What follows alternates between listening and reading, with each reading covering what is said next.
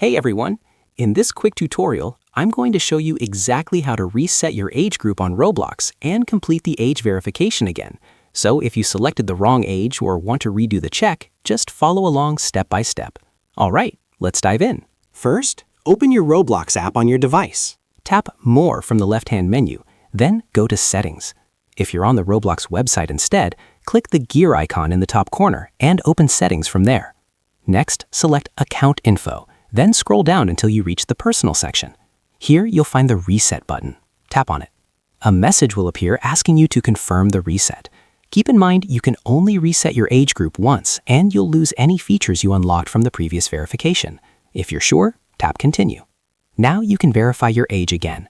Choose Continue with Camera or Continue with Selfie, then follow the same verification steps on your screen.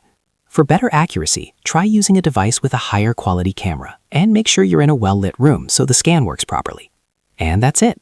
You've now reset your age group and redone the Roblox age verification.